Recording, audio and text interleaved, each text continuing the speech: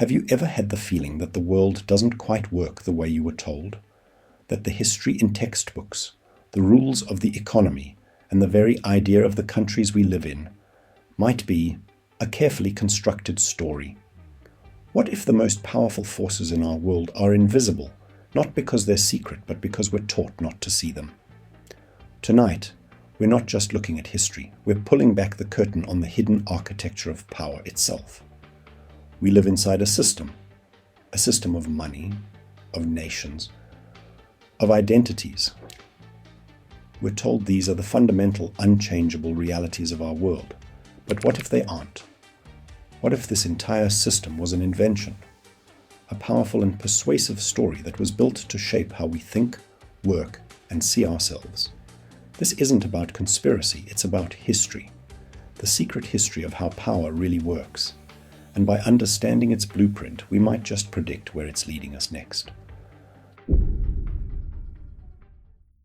Let's start with the most fundamental layer, our perception of reality itself. This isn't metaphysics, it's a key to power. The philosopher Immanuel Kant proposed that we can never truly know objective reality. Our minds don't just receive the world, they process it through filters like time and space. What we experience is just a representation, a simulation built by our own brains. Pause here, think about that for a second. If reality is a kind of shared simulation, then whoever can influence that simulation holds immense power. What stories are they feeding into our system? This means reality is, in a very real sense, what we imagine it to be. And if that's true, then the most powerful tool in the world isn't a weapon, it's a story so convincing it becomes our reality. Stories like scarcity.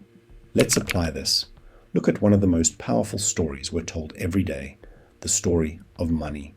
We're taught that money is scarce, that there's only so much to go around. This belief creates competition, drives us to work, and justifies inequality. But is it true? Modern banking systems operate on a principle of fractional reserve lending, but in practice they create money out of nothing every time they issue a loan. The numbers in your bank account are just entries in a digital ledger created from debt. Money isn't scarce, it's infinite for those who control the system. The prediction based on this model is startling. Poverty and economic crises aren't bugs in the system. They're features. They are necessary to maintain the illusion of scarcity. Crises are designed to periodically destroy excess money, to make the remaining money feel valuable and to keep everyone striving. The real value isn't the money. It's the work we do to get it. This isn't the first time a powerful story has been used to control populations. Let's look back. For most of human history, people's identities were local. Your village, your tribe, your city. The concept of a vast nation-state like China or France is a relatively modern invention. Where did we first see compulsory, state-run education for all children? In militaristic societies like Sparta, the Aztecs, and Prussia, the common thread? A need to create loyal soldiers. Schools weren't primarily for learning skills. They were to separate children from the influence of their families and implant a new primary loyalty to the nation. Pause here. What is history class if not the story a nation tells about itself? Is it fact, or is it a founding myth designed to create unity and obedience?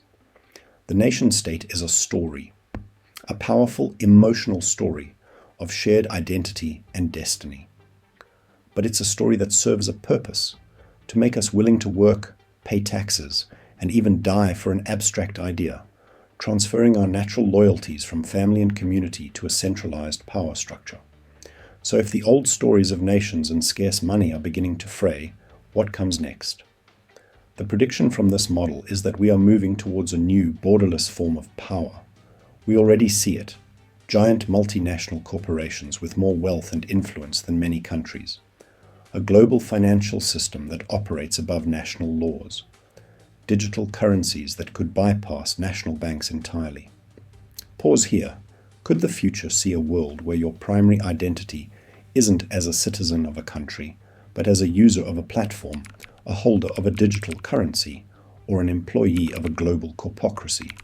The new world order may not be a single world government, but a network of transnational elites who see national borders as mere administrative zones. Their loyalty isn't to a flag, but to capital, data, and a system that benefits them directly.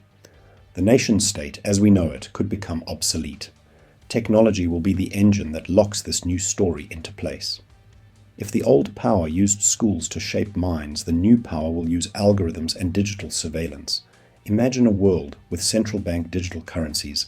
Money could be programmed. It could have an expiration date to force spending. It could be blocked from purchasing certain goods. Financial control becomes absolute. Pause here. Will the next battles for freedom be fought not over free speech, but over the right to use programmable money anonymously? Will social credit systems driven by AI become the new norm for determining who gets to participate in society? The ultimate power is the power to define reality, and with control over information flows, financial transactions, and even social reputations through technology, the architects of this new system will have more tools than any empire in history to make their story our reality. The world is not what it seems.